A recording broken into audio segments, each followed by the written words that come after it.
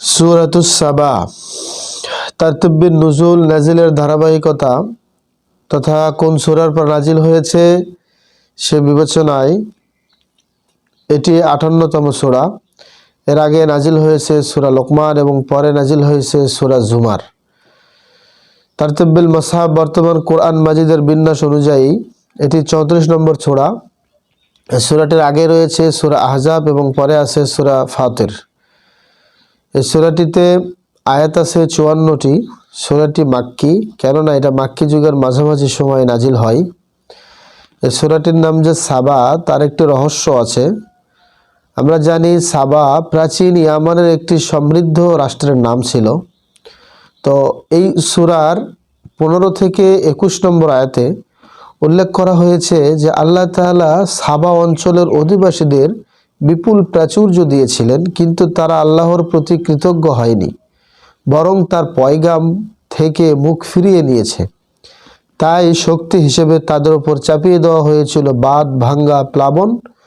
ফলস্বরূপ সমূলে ধ্বংস হয়ে যায় তারা। তো সেই অকৃতজ্ঞ জাতির নাম অনুসারেই এই সূরার নাম রাখা হয়েছে সূরাতুস সাবা। এবার আমরা জানব সূরাটির মেজর থিম হলো তিনটি। এক, আল্লাহর প্রতি কৃতজ্ঞতা। 2, সাবা জাতির ইতিহাস। 3, কুফরের পরিণতি। এবার জানব সূরাটির শানে নুজুল।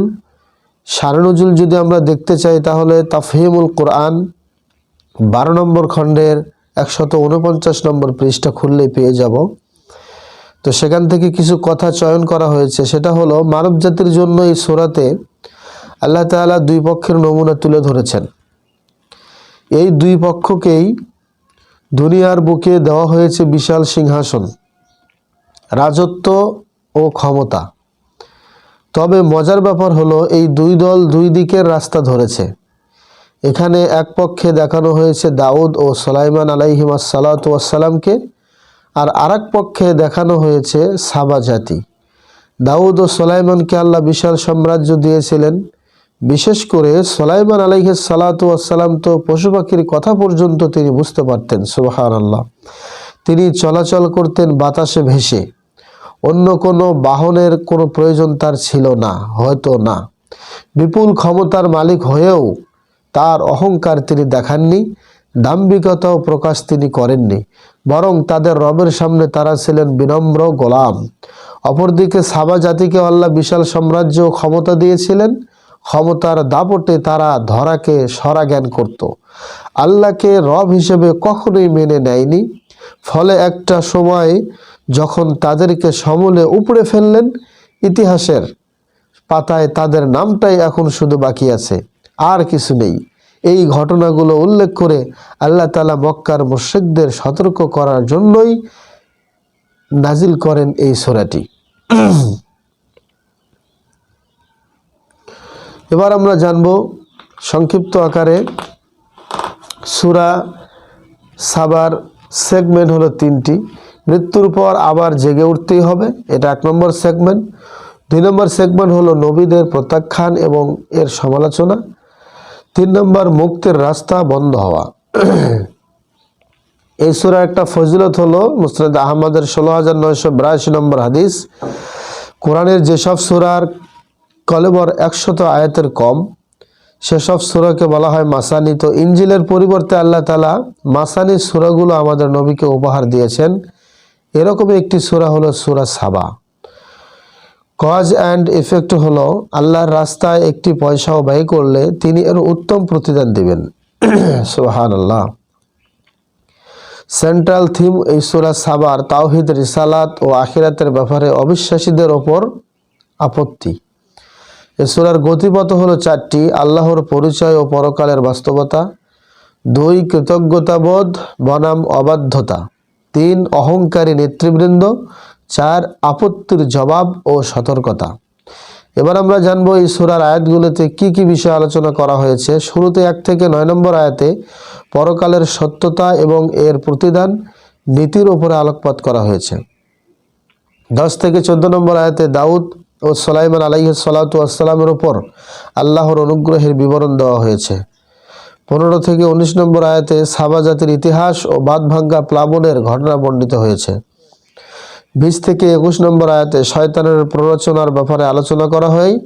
আর 22 থেকে 30 নম্বর আয়াতে কিয়ামত দিবসে মুশরিকরা ভীষণ অসহায় হয়ে পড়বে, ওদের ইলাহরা ওদেরকে বাঁচানোর ক্ষমতা রাখবে না।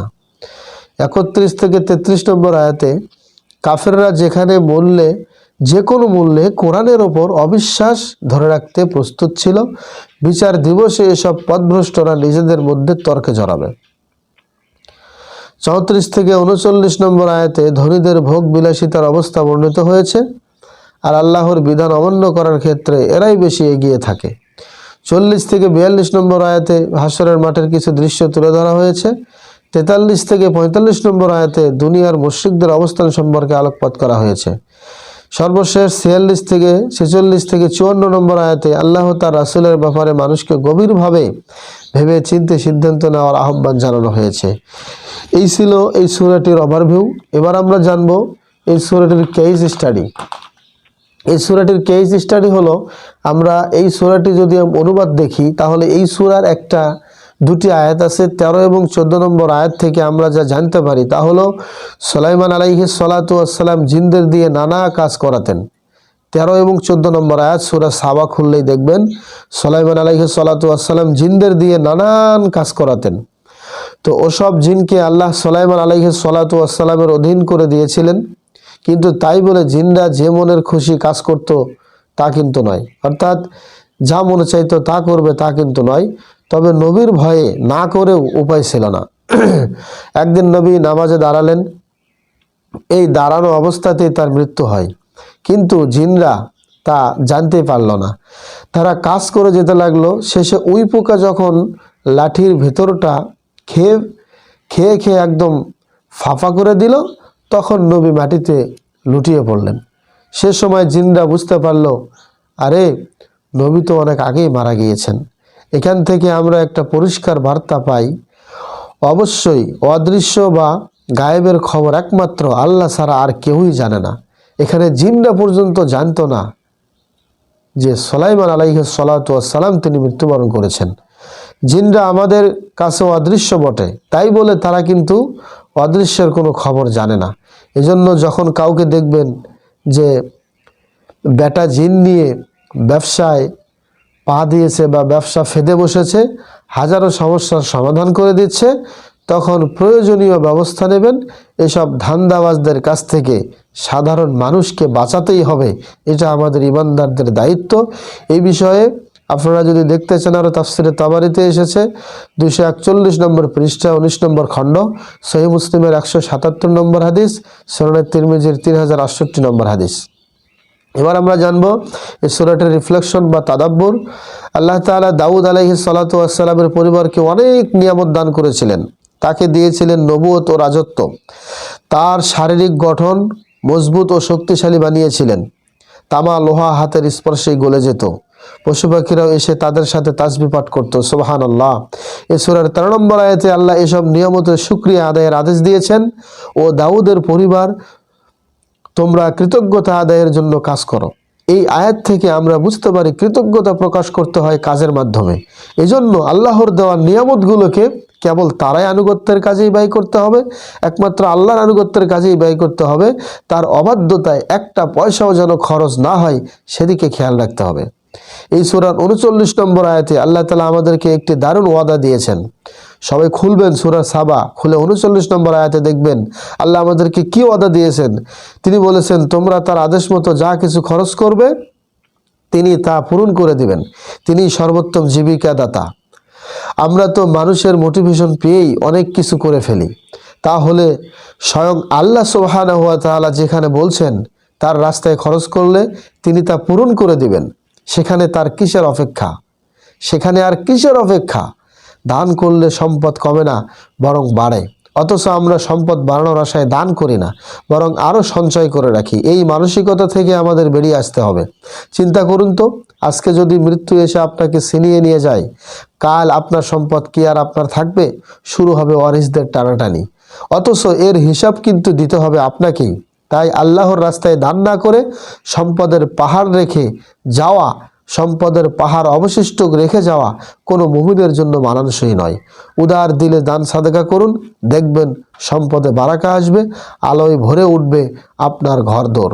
সহিহ বুখারীর 4684 নম্বর হাদিস এবং 7495, 7496, সহিহ মুসলিম 855, 993 এবং 2588 নম্বর হাদিস খুললে এই রিজিকের ব্যাপারে আমরা আরও সুন্দর কিছু ধারণা পাবো। তো যাই হোক, আমরা সুলাইমান এবং দাউদ আলাইহিস সালাতু ওয়াস সালাম দুজনের জীবনী থেকে আংশিক কিছু জানলাম। আল্লাহ যেন আমাদেরকে এগুলো জেনে বুঝে এবং এর উপরে অটল থাকার, কায়েম থাকার তৌফিক দান করেন। আমিন।